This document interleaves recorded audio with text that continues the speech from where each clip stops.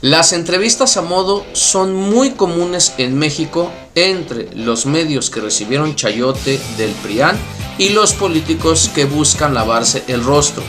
En este caso, el pseudo periodista Joaquín López Dóriga entrevista al expresidente Felipe Calderón. No es una entrevista. López Dóriga no lo cuestiona, no busca sacar una verdad reveladora para los mexicanos, no lo pone incómodo, que es una de las metas de una entrevista a un político de ese nivel cuando lo tienes a merced. No, él le abre el micrófono para que Calderón se defienda de una persecución política, para que Calderón culpe a López Obrador de un montón de barbaridades, e incluso López Dóriga cierra la entrevista, y usted lo va a escuchar, dándole la razón a Calderón y mostrando que es un anti López Obrador, porque pues simplemente ya no recibe dinero. Póngale atención a la voz de Calderón. No quiero pasarme de suposiciones, pero por cómo se oye, por el lenguaje atropellado que tiene, se le lengua la traba, por las cosas que dice, por lo envalentonado que está, me atrevo a decir que este hombre, al momento de ser entrevistado, tenía 2 o 3 alcoholes encima, y no lo digo en broma. Se me figura de esos borrachines que, órale hijo, órale, aquí estoy, para lo que quieras.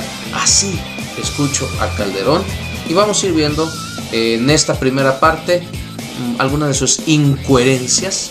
Y bueno, López Dóriga, pues qué decir, ¿no?, de este hombre que se ha vuelto millonario a raíz de los gobiernos del PAN y del PRI. Vamos a escuchar. Presidente Calderón, buenas tardes. ¿Qué tal, Joaquín? Muy buenas tardes, ¿cómo estás? Bien, pues viendo esto, sí fue un narcoestado en el régimen del presidente Calderón.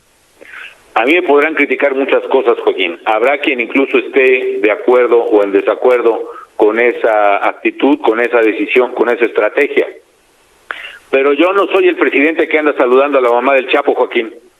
Yo no liberé a ningún criminal en ninguna circunstancia, ni a los hijos del Chapo, ni a los sobrinos, etcétera.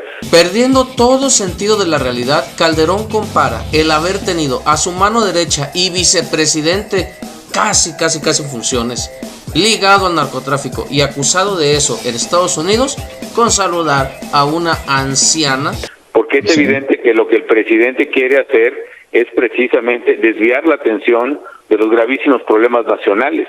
Quiere desviar la atención de estos más de 160,000 muertos que ya van en México si se hacen las cifras exactas de la gente que ha fallecido de coronavirus. Pues resulta que Calderón recibe la información de todos los hospitales del país, de todos los estados y de todas las ciudades, porque él tiene la cifra exacta de muertos por el coronavirus. 160 y tantos mil muertos. El señor, con una mano en el bolsillo, triplica las cifras para atacar al gobierno. Otro despropósito más de alguien que está abusando de la bebida. Quiere desviar la atención de que México es el país que tiene el peor comportamiento, uno de los peores comportamientos económicos derivados de la pandemia, que nuestra economía se va a comprimir 10%, que más de 10 millones de gentes han perdido el empleo en los últimos 3 meses. Este es el problema de darle voz a este tipo de personas. Esto es en lo que caen en el error Gómez Leiva, Joaquín López Dóriga y todos esos personajes. En vez de ir a las mañanas a entrevistar al presidente, le dan voz a este tipo de personajes. En la anterior, Calderón triplicó las cifras. En esta la quintuplica. Dice que 10 millones de personas han perdido el empleo durante la crisis de la pandemia. Mentira. Los datos oficiales del INEGI demuestran que son 2.1 millones de personas. Eso no quiere decir que el gobierno está haciendo muy malas cosas, y tampoco quiere decir que las está haciendo muy bien, pero no podemos extrapolar de esa manera las cifras para escandalizar y meterle miedo a la población, que es lo que le encanta a Calderón, la política del miedo. Bien, recojo una frase de él. Dice el presidente: es un asunto realmente vergonzoso el que actuara como secretario de Seguridad Pública del gobierno federal y al mismo tiempo protegiera, se refiere a García Luna, a una de las bandas del crimen organizado, como está de manifiesto. Eso está por verse, Joaquín, eso está por demostrarse. Por lo pronto su gobierno no lo ha demostrado.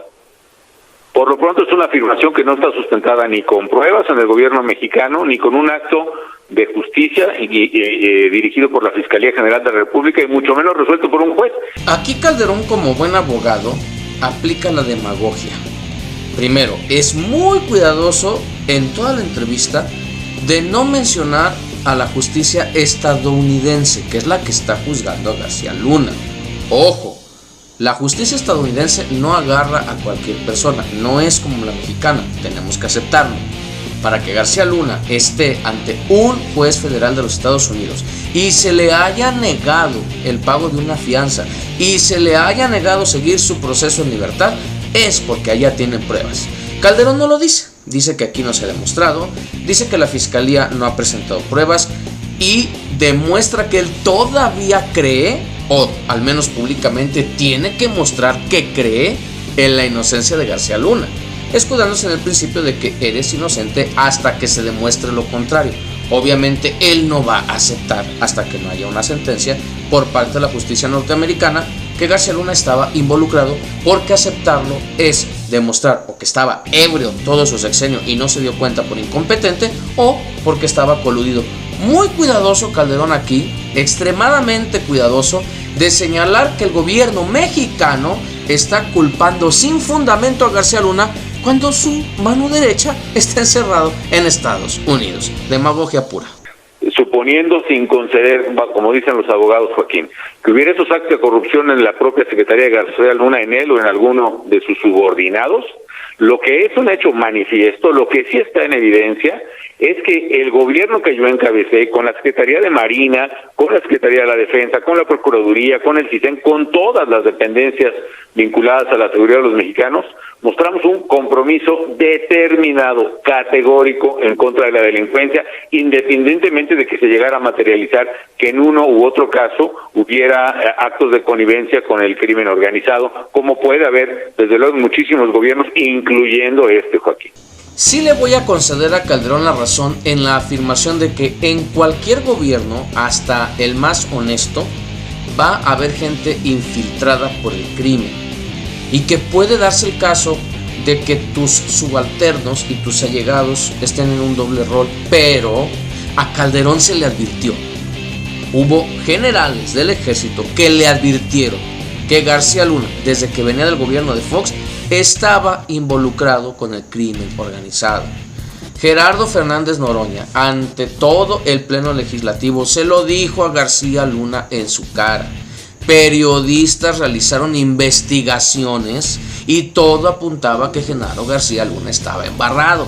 Sí, puede ser que se te filtre, pero a Calderón se le filtró cuando a todas luces y muchas voces le advertían: esta persona está coludida. Ahora dice, subalternos también están cayendo. Sí, subalternos que tú premiaste, como el caso de Luis Cárdenas Palomino, cuando se descubrió el montaje que había hecho con Loret de Mola y los de Televisa en el caso de Florence Cassés. O sea, Calderón trajo a esta gente a sabiendas de que venían señalados, así que no tiene justificación. ¿Para qué usó al ejército? ¿Para qué usó a la marina? ¿Para qué usó al CISEN? ¿Cuánta gente murió en el fuego cruzado que provocó la guerra de este hombre? Calderón minimiza el costo de vidas para exhibir su guerra sin sentido. Y si algo me preocupa que está ocurriendo ahora, es que no hay quien combata el crimen.